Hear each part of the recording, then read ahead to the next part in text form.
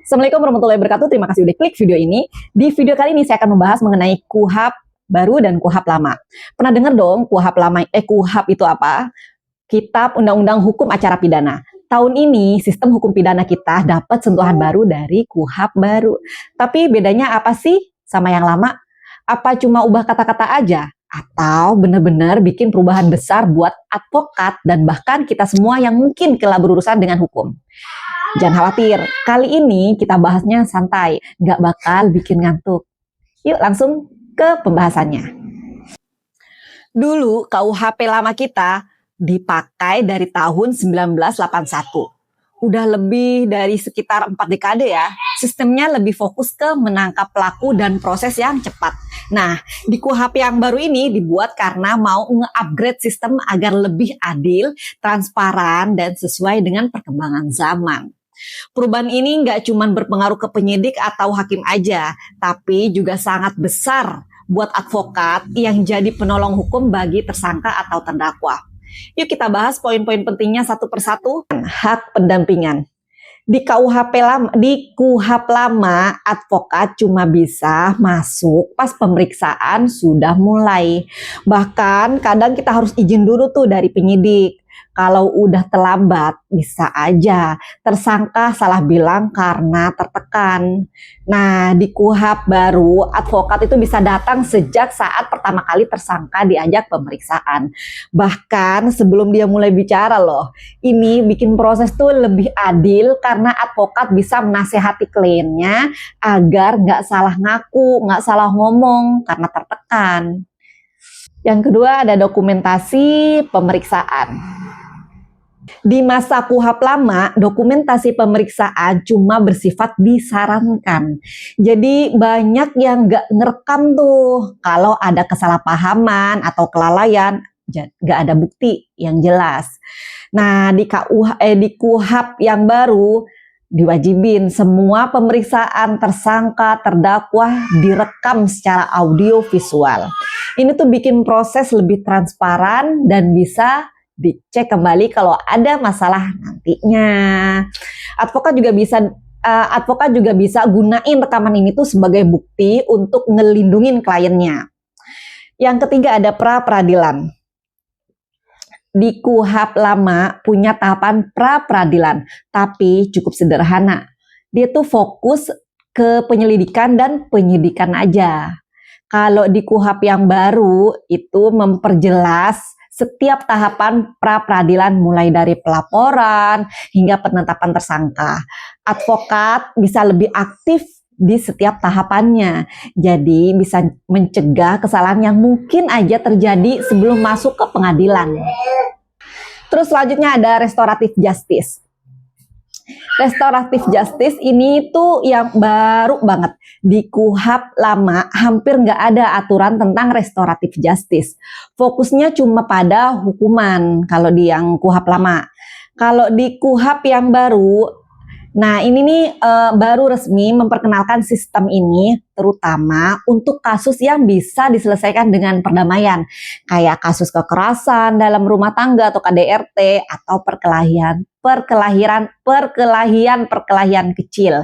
Advokat bisa bantu kliennya untuk berkomunikasi dengan korban, cari solusi yang menguntungkan kedua belah pihak, dan mungkin mendapatkan hukuman yang lebih ringan atau bahkan bisa nggak masuk penjara.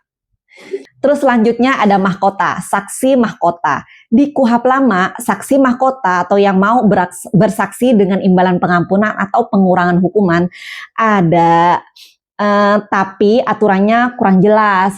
Jadi seringkali kurang efektif gitu. Sedangkan di KUHP yang baru itu memperjelaskan syarat dan prosesnya untuk saksi mahkota ini. Termasuk perlindungan yang lebih baik, advokat juga bisa ngebantu kliennya yang mau jadi saksi mahkota untuk mendapatkan jaminan hukum yang lebih jelas. Terus selanjutnya ada pengakuan bersalah.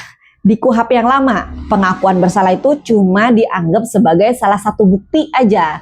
Tapi nggak ada aturan khususnya tentang manfaat yang akan didapat. Kalau di KUHP yang baru, itu memberikan kejelasan bahwa pengakuan bersalah yang sukarela dan jujur bisa membuat proses peradilan lebih cepat dan bahkan mendapatkan pengurangan hukuman. Advokat bisa ngebantu kliennya untuk membuat pengakuan yang benar dan mendapatkan hak yang seharusnya. Terus selanjutnya ada koordinasi penyidik dan penuntut umum. Di KUHP lama, koordinasi antara penyidik dan penuntut umum seringkali tuh kurang lancar. Kadang kasus yang udah disidik malah ditolak karena dianggap nggak lengkap atau kurang lengkap. KUHP baru wajib koordinasi yang erat dari awal penyelidikan, bahkan advokat bisa dimintai pendapat dalam tahapan tertentu. Ini tuh bikin kasus lebih matang dan mengurangi kesalahan yang bisa ngerugiin si klien. Selanjutnya ada penahanan. Di KUHP lama, penahanan itu sering kali jadi pilihan yang pertama. Bahkan untuk kasus yang kayaknya nggak terlalu berat gitu loh. Waktu penahanan juga bisa diperpanjang dengan mudahnya. Sedangkan kalau di KUHP baru, membuat penahanan itu sebagai pilihan terakhir. Hanya untuk kasus-kasus berat atau kalau ada resiko pelarian aja. Waktu penahanan juga dibatasi dan diperjelas. Advokat jadi bisa lebih mudah untuk ngajuin permohonan pembebasan sementara buat si kliennya. Selanjutnya ada panggilan saksi dan tersangka. Nah, di KUHP lama, panggilan seringkali nggak jelas waktu dan tempatnya. Bahkan kadang dibuat secara dadakan, ngedadak gitu loh. Di KUHP yang baru, mengharuskan panggilan itu diberikan dengan waktu yang cukup jelas, termasuk alasan pengadilan. Advokat bisa membantu kliennya untuk mempersiapkan diri dan menghadiri pemeriksaan dengan lebih tenang dan lebih siap pastinya.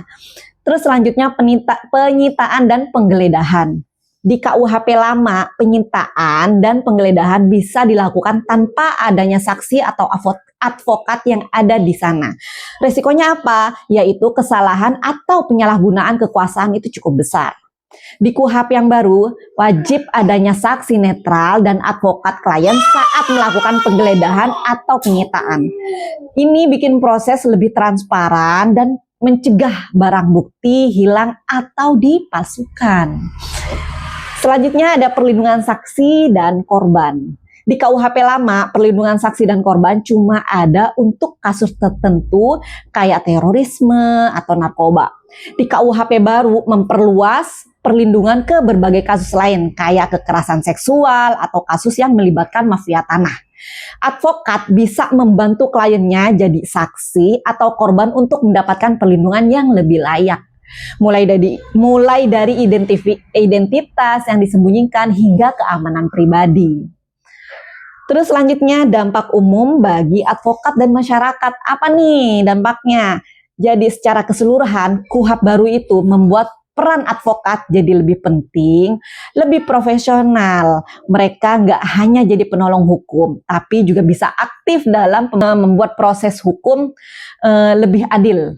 Gitu. Bagi masyarakatnya apa? Kalau bagi masyarakat, ini berarti kita akan mendapatkan perlindungan hukum yang lebih baik lagi. Proses yang lebih transparan, sistem yang lebih manusiawi. Jadi kalau kelak kita berurusan dengan hukum, kita bisa lebih tenang. Karena tahu ada aturan yang jelas dan advokat yang bisa membantu kita dengan lebih maksimal cara kerjanya. Tuh. Nah, sekarang udah jelas dong. Itu dia perbedaan utama antara KUHP lama dan baru beserta dampaknya untuk kita semua.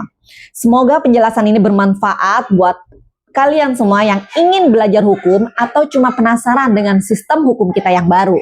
Kalau ada poin yang masih ingin kamu tanyakan lebih lanjut, tulis di kolom komentar ya.